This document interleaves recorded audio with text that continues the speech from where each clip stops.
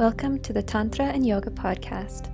These podcasts are recorded live at Anutara Ashram with Artemis and Bhairav in the Nisga'a Nation of northern BC, Canada. They bring clarity to some of the fundamental questions by spiritual seekers along the path of awakening.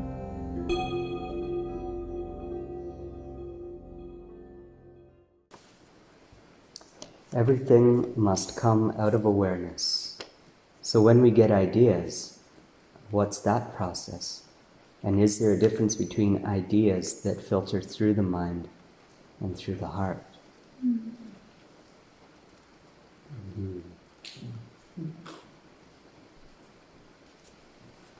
Let's say it over. Everything must come out of awareness. So when we get ideas, what's that process? One of our teachers once said that thoughts actually don't necessarily even belong to us. There's something that are kind of, I don't know if I believe this is just his opinion. Thoughts are floating in the atmosphere, and when something seems like it fits with us, resonates with us, however we want to say it, we kind of clutch at them, we get them, and then we say that they're our ideas. And this is why as well we could see how many ideas sometimes happen at the same time, like across continents, different continents. We see this in ancient Greece and Chinese thought, and there's a lot of similarities. There's a lot of proof of that something like that's happening. So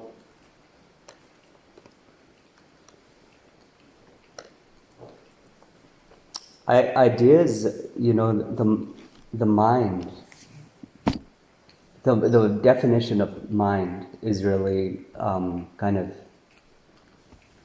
it's, how to explain this? It's mind is duality, we could say.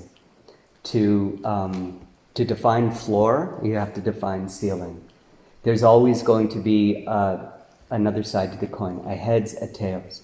If there's an earth, there has to be a sky. If there's a tree, then there has to be a flower. If there's a leaf, then there has to be a branch. So everything is being defined by other things as well.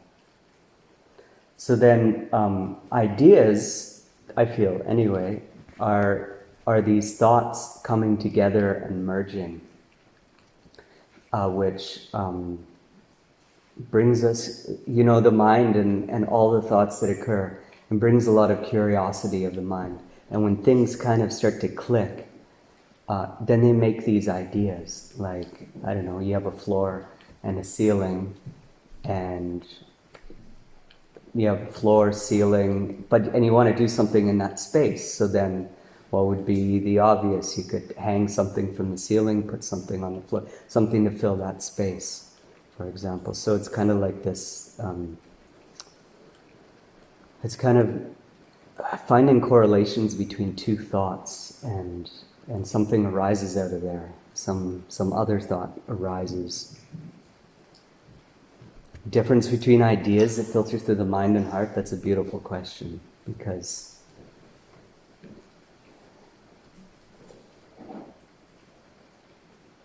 the heart is a kind of one of these places in the human being which has a mystical dimension, which not only contains within it that duality, like the sign of the cross. You have a verticality and a horizontal plane. And the verticality is the transcendence. The horizontal plane is the immanence, is what is here. And so the heart is kind of this gateway between the mind and between the mystical, between the everythingness, between also the emptiness, between that infinite. So I feel what often happens, in my own being, but this is more of a theory than It's something that I've read in a text, but that the ideas come from the mind, but they can be filtered through the heart. If they're not filtered through if they're only filtered through the mind, then they have a certain dimension of duality. But if they are filtered through the heart, then they have a dimension of the mystical. They have a dimension of, why not, poetry. They have the dimension of the infinite within that duality, somehow. Because the mind and the heart are together and unite when ideas can filter through there, or even when thoughts can filter through there. Same idea.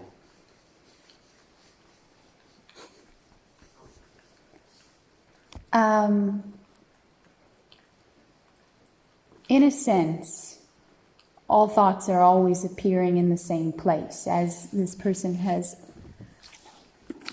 pointed to at the beginning. Everything must come out of awareness.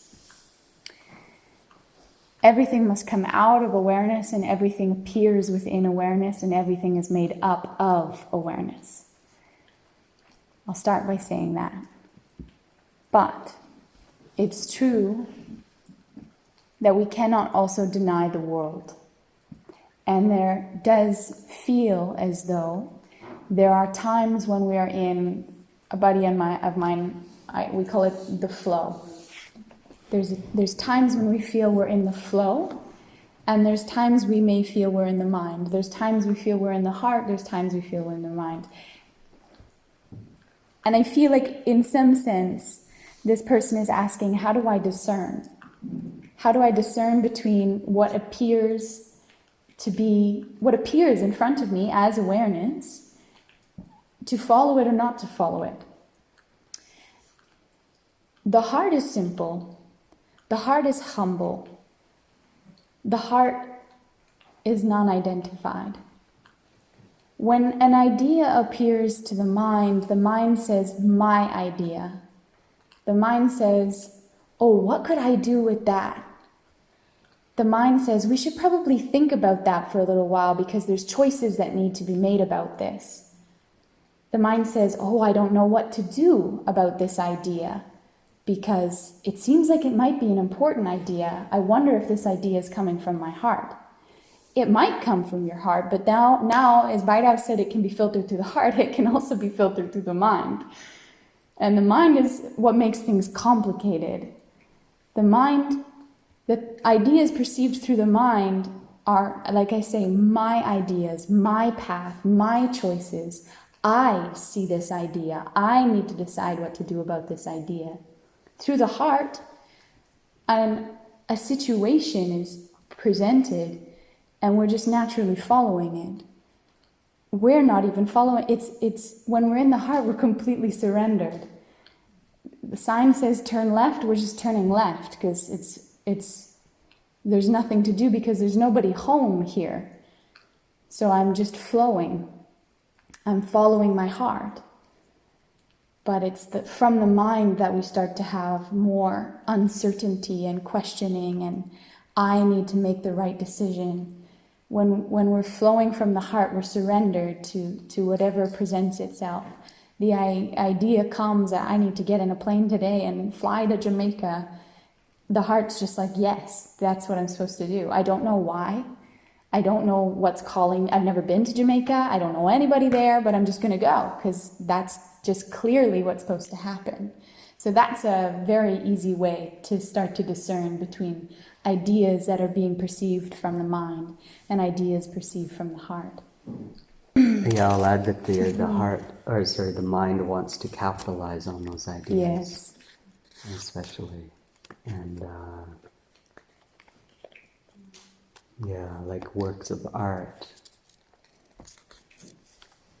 when they're done through the mind, there could be sincere artistic expression, but when they're done through the mind, then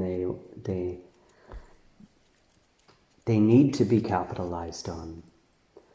Whereas when it's truly from the heart, they can be or they cannot be.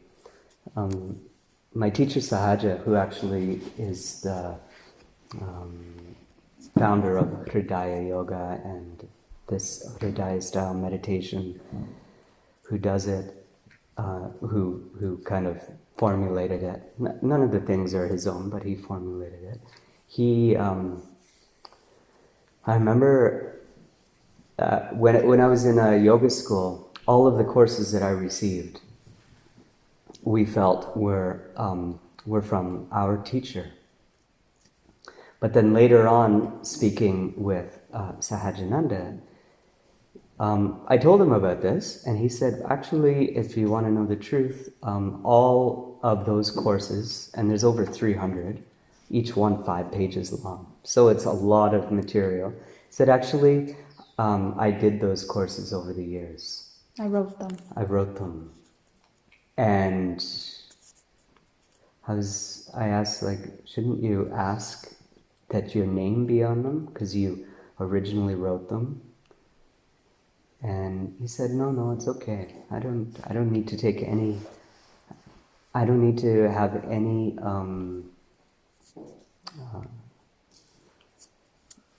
honor. What's the word? Recognition. Any recognition from these courses. It's fine. The other teacher can have them. It doesn't really matter to me. Now that's hard. That's like not even caring to step forward because that's mine. He says that those courses were done at a very special time in my life where I can't take possession of those because they came from the heart. They came from somewhere else. Mm-hmm.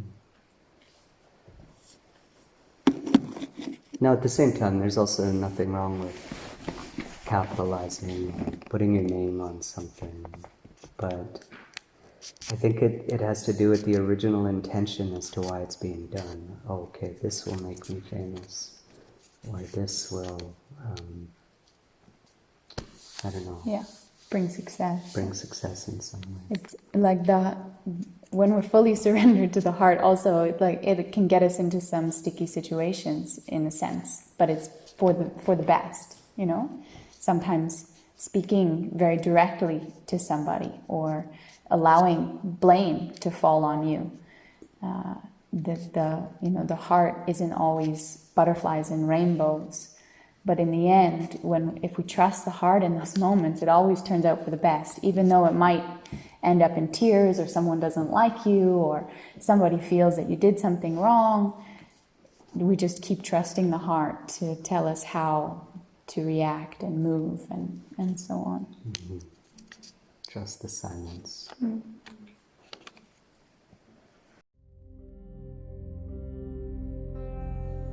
Thank you for joining us in our Q&A for today. If you'd like to continue on your path of Tantra and Yoga, be sure to visit the description of this podcast, where you'll find a link to a free Tantra course on mantra meditation, an in-depth Tantra meditation course, as well as our teacher trainings. We have 200, 300, and 500-hour certified Yoga Alliance trainings that blend traditional and contemporary methods so that you can learn and teach authentic yoga in the modern world. We hope to see you at our school. Hari Om.